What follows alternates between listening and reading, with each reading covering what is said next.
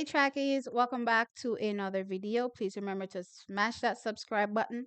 Smash. Hulk, smash. I have to get myself laughing because if I don't, I'm going to start crying again. All right. And also, trackies, hit the like button. That's how the video gets through the YouTube algorithm. Share the video if you care. I hope you all care, so share. And yes, please sound off in the comment section below. It's been a number of days, and the Jamaica track and field community has not recovered, or at least I have not recovered. We're still reeling from suffering massive blows, heavy, heavy blows. We've lost numerous high-profile athletes, actual medalists or budding medalists, in a number of field events for Team Jamaica, and of course. There is the thought process that there's more to come, and not just from the field, from the track as well. So right now we are currently, going through it. We've lost the Olympic discus champion. He threw a record 70 meters on the nose to win that gold medal. A first for Jamaica. He's gone. Roger Stoner.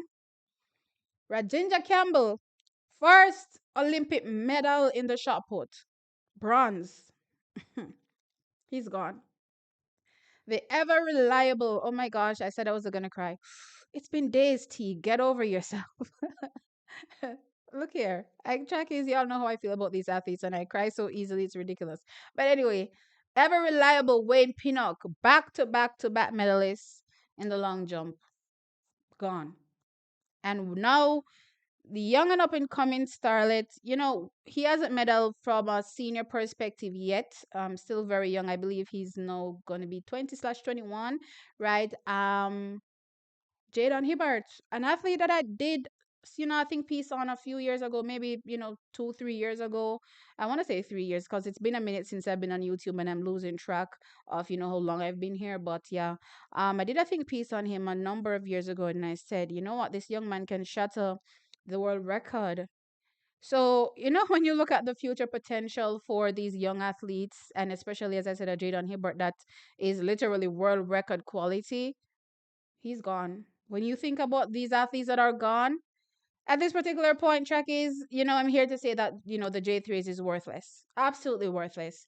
The first time I did cover this topic, I said, you know, the J3s could have prevented this. Yes, of course, when it comes to the 500,000 US and all the other benefits that Turkey can offer, I did highlight that, yes, Jamaica will not be able to afford that. But I'm also going to give you a timeline as it relates to why I believe that this could have been stopped because it was actually in the making. So let's go back to 2024. Let's go back to 2024. And I'm going to start with Rajendra Campbell. I'm going to play a snippet of him. Something that people don't actually understand. May, I was going to quit. I actually called my brother. I explained to him like, yo, it's difficult to juggle a job and then maintaining this at the same time. Your body needs enough rest, which I wasn't getting. So I figured since it was difficult to get some support, I figured I'd just put it down, focus on my life because I have the skills to make my life better. Fortunately for him, he's more resilient than I am, and he convinced me. My coach as well. They convinced me. They give me the support I needed. Once I was able to settle in and focus, it got better. So the results show. You have to have good people around you. Now, some days you're going to doubt yourself, but definitely the support you have really come into that time, and I am very happy. I appreciate it for them. There are other people in the family that have stood up by my side. My sister, especially, she have done an amazing job. I like her husband. I love you. Definitely. I'm just happy right now. I'm trying to go give them a call so they can hear my voice before it went away completely. All right. So, despite of the challenges, Rajendra was clearly very happy, eager to go and, speak to his family members about winning that bronze medal. But coming out of that interview, trackies, and this was Paris 2024, him after winning the bronze medal, said in May he was actually going to quit. He was actually going to quit in May, and his brother convinced him as well as his sister to stick with it, and the result was a medal. Now, why is this important? Well, Roger Stoner, and I spoke to him in another video as well, I believe, when I said that I was kind of preparing myself mentally for the eventuality of Roger Stoner quitting track and field because clearly you can't compete with NFL and that amount of money. And if an athlete has the opportunity to go play there, like we've seen with many American athletes. America has a lot of fast athletes. Not everybody runs track. If you can play football, go play that, right? You make more money. But for the ones that don't make it there, clearly, they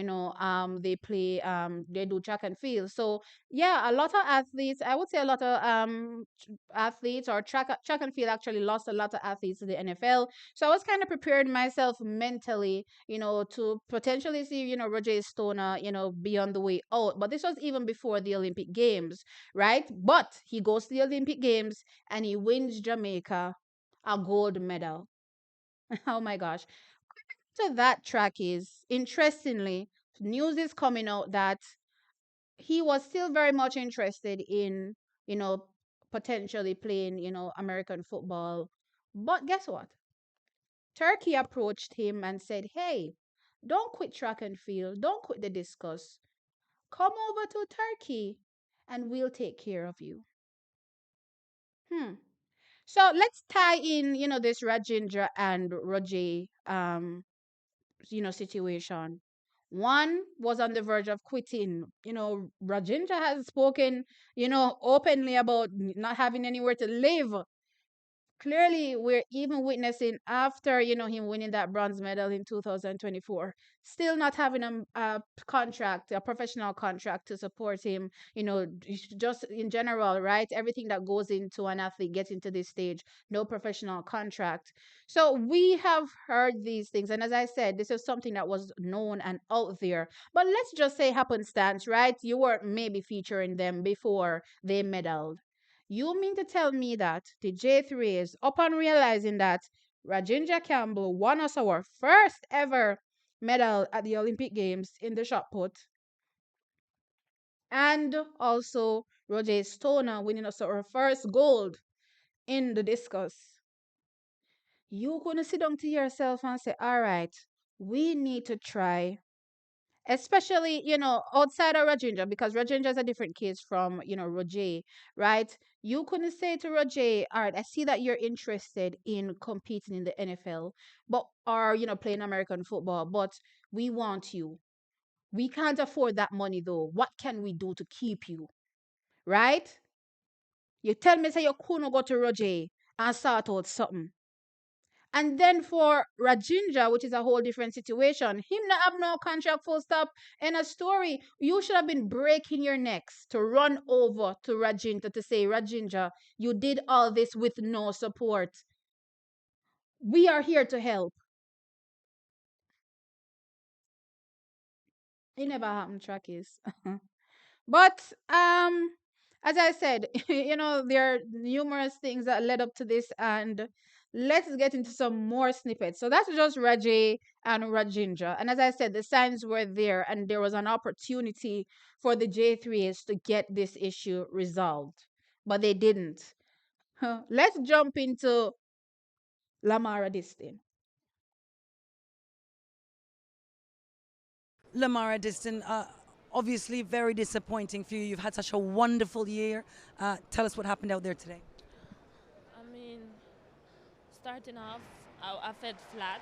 Like, the rhythm just wasn't there today. And I just tried to give it my best, and it just wasn't enough. So, It happens. It's a massive stage. It's a massive competition. What did your coach say after? How has he helped you deal with the disappointment right now? and we're going to have to talk about that because I'm emotional right now. So, I'm going to just need some time to, like, figure out stuff.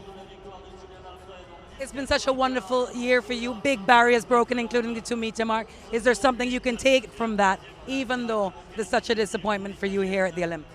I mean, I know it's God's plan. I always say God know what He's doing, and if He's gonna take away this from me for bigger things, I'm happy with that. So I'm just super grateful that I actually been my first Olympic and I could come out here and just do my best. So I'm just grateful.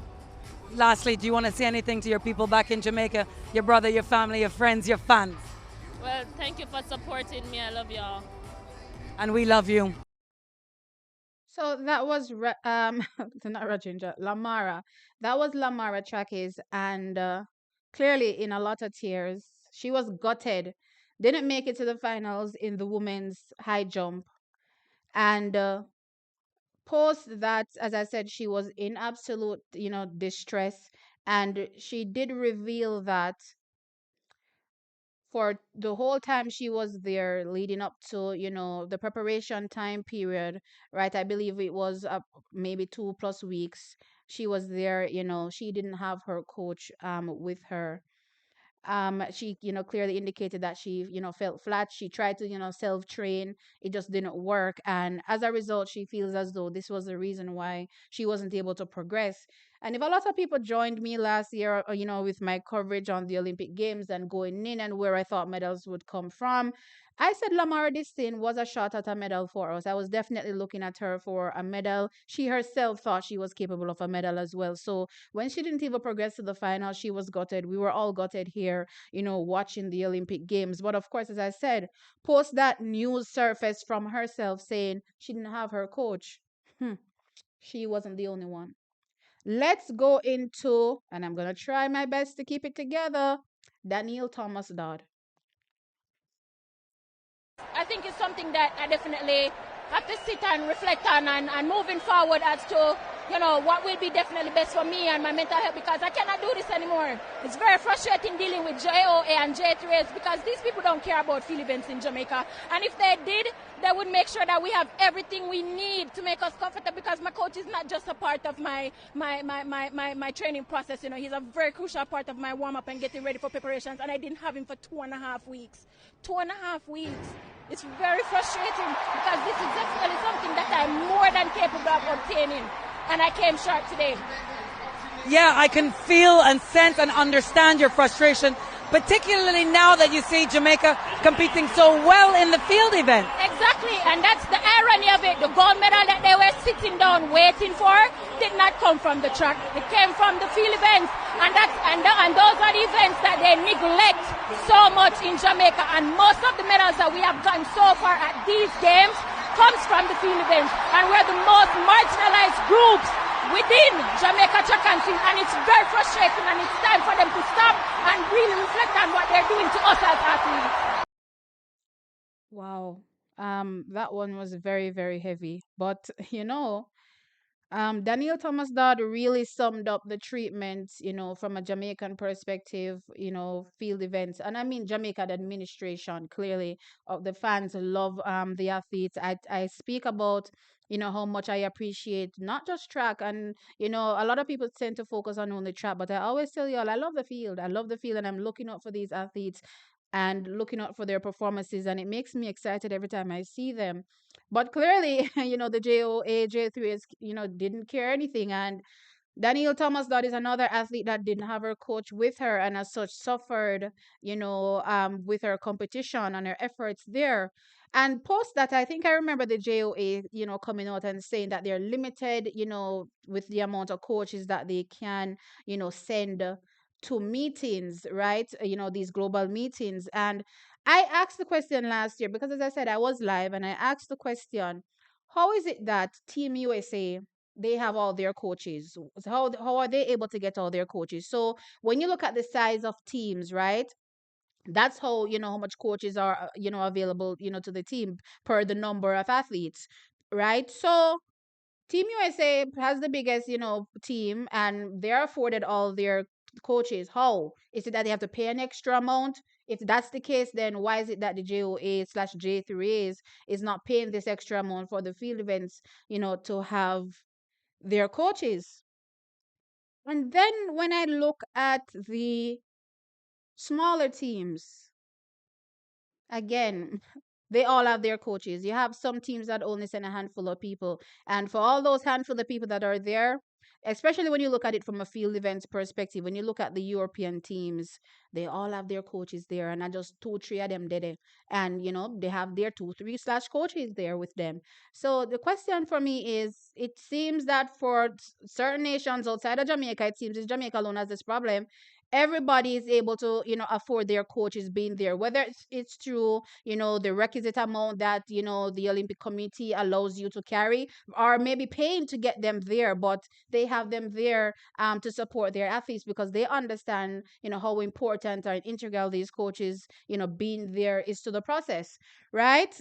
I could actually speak to Roger Stoner, but because his coach at the time was the actual, world record holder in the shot put, he had his coach there, but he's also another one, that was having that same coaching issue. So let's fast forward now to 2025 and Asafa Powell coming out and saying, you know, he's not gonna let his children run for Jamaica because there's no support there. Now I do think Asafa Powell's situation is a little bit different from, well, not a little, it's just different from what these field event athletes are going through. I'm not gonna sit here and say Asafa didn't make money. You know what I mean? Competing and representing, whether it be on the circuit for himself or Team Jamaica, for sure.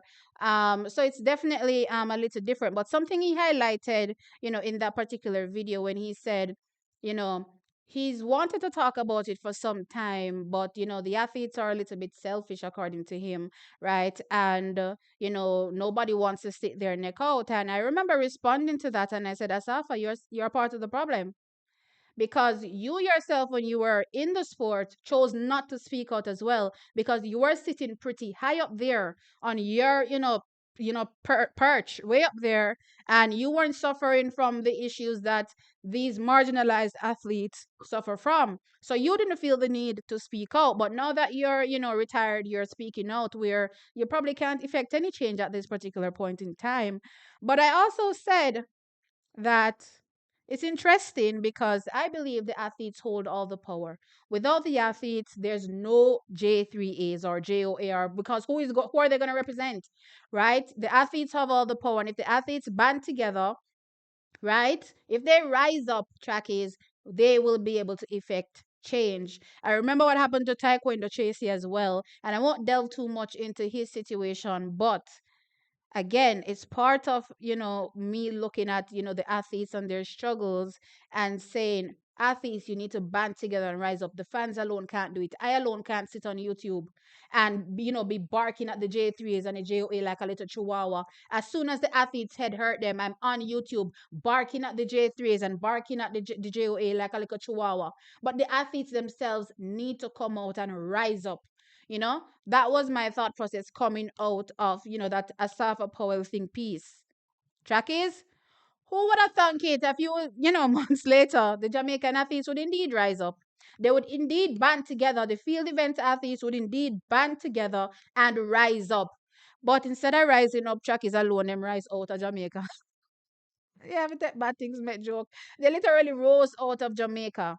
But guess what? This is going to effect change. I'm sad. I'm deeply hurt seeing, track is, I'm the type of athlete that I get so attached to you. Did I say I'm the type of athlete, child? I'm the type of fan that I get so attached to you, that there's no me just, waking up one day and saying, oh, you're no longer Jamaican. Well, okay, bye. No, Jackie, I'm gonna be gutted every single time I see these athletes in that turkey uniform or any other uniform representing any other country. I'm going to be gutted every single time I see them. But I don't fault them. I do not fault them.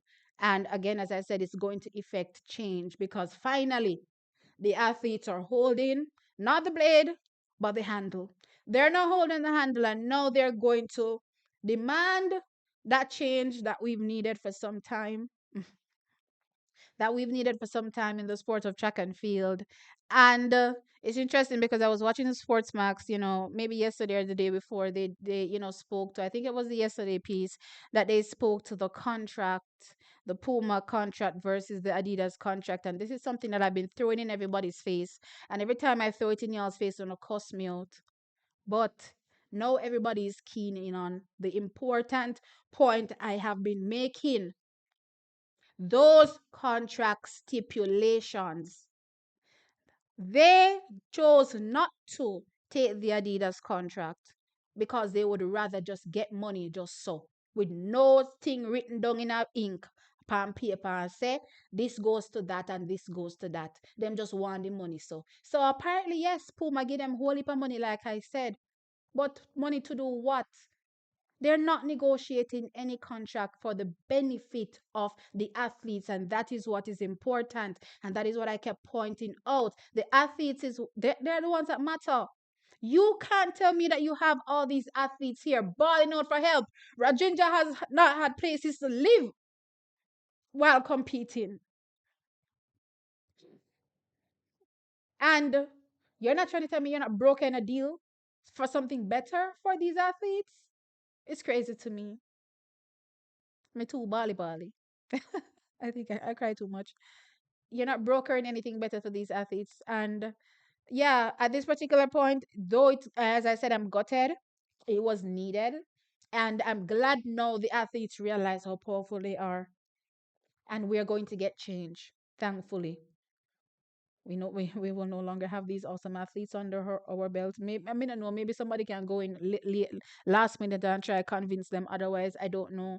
But when it comes to their security and their family trackies, I'm not against that 500,000 plus, everything else that comes with it, for sure. So I'm wishing them all the best. But yeah, the J3s is absolutely worthless because anybody could have seen this coming. Anybody could have seen this coming. The signs were there. They just didn't care. And as Daniel Thomas Dodd said, they're marginalized. And the gold medal that they were sitting down and waiting on didn't come from the track. It came from the field. It's no longer there anymore. We have to go see if we can rebuild and come again. And who is to say if those athletes would stick around if things, stay the same? Y'all better wake up. Y'all better wake up. And Chuckies, I'm not even going to get into, the J3 is saying that, it's all allegations, because clearly that's just nonsense, right? So I won't even get into that because they clearly know because the vice president yesterday I believe was on a talk show and he did indicate that he was upset at how Turkey approached the situation. And I'm saying, you're upset at Turkey? Say not easy. Una not say the whole Jamaica mad at you. You think the whole Jamaica mad at the athlete them? The whole Jamaica is mad at you all for seeing these signs and ignoring these signs and allowing persons to say, well, if they refuse to help you, let us help you. We are mad at you, J3's JOA. It's time for change. Shaki, sound off in the comments. Let me know your thoughts. Like the video, of course. I apologize for bawling. I know I cry easily. Maybe it's because I haven't been on live, since 2025. If you're new, you don't know that I bawl very easily. But yeah, I apologize. Like the video, subscribe, and I'll catch you on the next one. Bye.